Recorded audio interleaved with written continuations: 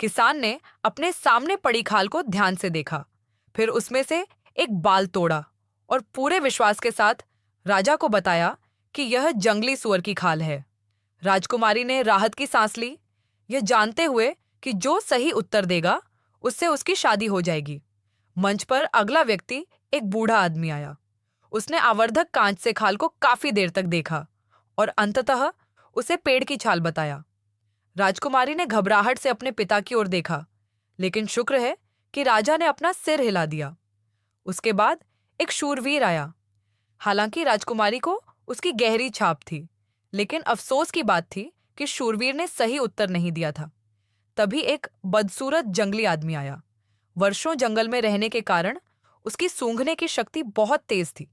उसने बस खाल को सूंघा और बताया कि यह पिस्सू की खाल है। उत्तर अविश्वसनीय लग रहा था, लेकिन राजा की मुस्कान गायब हो गई। उसने उम्मीद नहीं की थी कि वह जंगली आदमी सही अनुमान लगाएगा। 6 महीने पहले एक नृत्य समारोह में राजकुमारी महल में गिटार बजा रही थी। तभी अचानक एक पिस्सू राजा के हाथ पर रेंग कर आ गया। राजा ने उसे भगाने की कोशिश की, लेकिन कई कोशिशों के बाद भी पिस्सू नहीं हटा। इसीलिए वह पिस्सू को घर ले आया और अपनी उंगली में सुई छुपाकर उसे अपना खून पिलाया। राजा की कड़ी देखभाल में पिस्सू कुछ ही दिनों में सोयाबीन के आकार का हो गया। उसे क्या पता था कि एक विपत्ति आने वाली है। राजा ने पिस्सू को पालतू जानवर की तरह पाला और उसे अपना खून पिलाया। 3 महीने बाद पिस्सू एक सुअर के बच्चे के आकार का हो गया, जिससे राजा को एक उपलब्धि का एहसास हुआ। हालांकि पिस्सू के मोटापे और व्यायाम की कमी के कारण वह जल्द ही बीमार पड़ गया। राजा ने तुरंत एक डॉक्टर को बुलाया, जो अंदर आते ही दंग रह गया। उसने पहले कभी ऐसा राक्षस नहीं देखा था और इस क्षेत्र में कोई अनुभव न होने के कारण उसे समझ नहीं आ रहा था कि आगे क्या करना है। अंततः पिस्सू मर गया।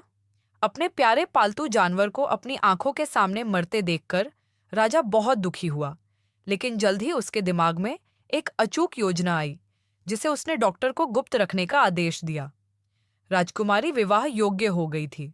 राजा ने पहले उससे पूछा था कि उसे किस तरह के माता पिता चाहिए, लेकिन वह अभी तक कोई निर्णय नहीं ले पाई थी। इसलिए उसने अपने पिता को अंतिम निर्णय लेने दिया।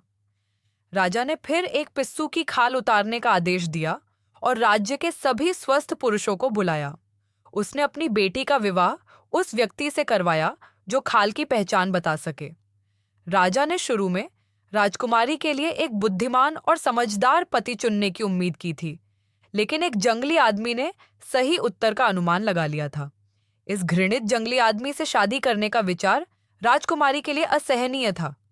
वह फूट फूट कर रोने लगी और आत्महत्या करने के लिए छत पर भाग गई।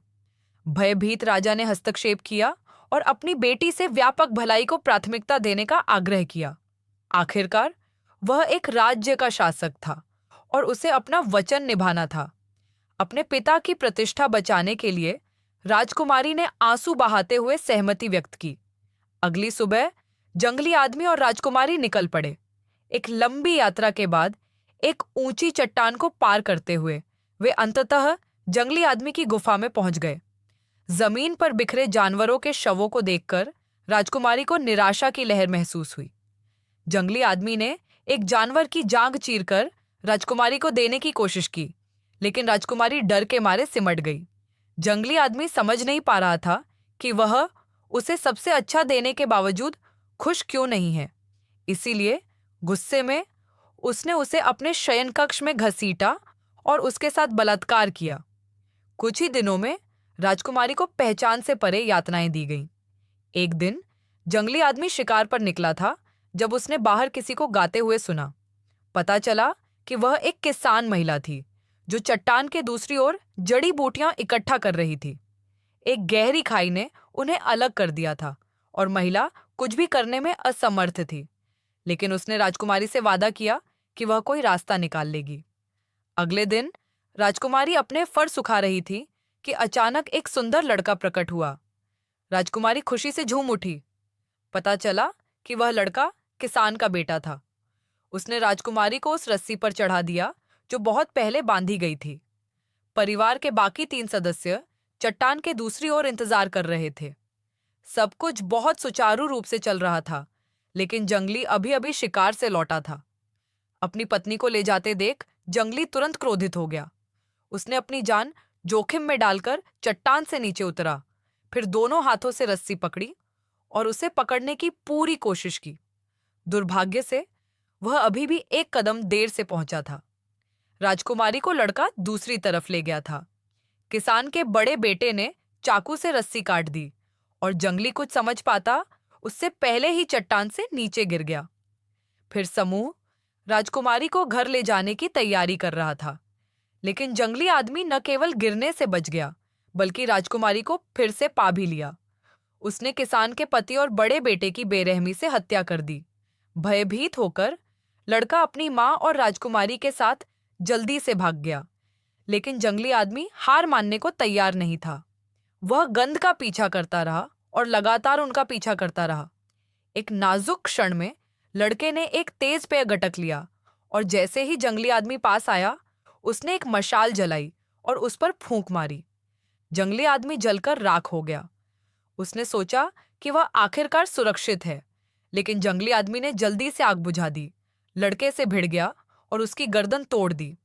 किसान की पत्नी अपने बेटे का बदला लेना चाहती थी, लेकिन अंततः वह जंगली आदमी के हाथों मारी गई। इस बीच राजकुमारी एक मृत अंत में भाग गई। जंगली आदमी को फिर से उसका पीछा करते देख उसने सोचा कि वह वहां बैठकर मौत का इंतजार नहीं कर सकती, इसलिए उसने आज्ञा मानने का नाटक किया।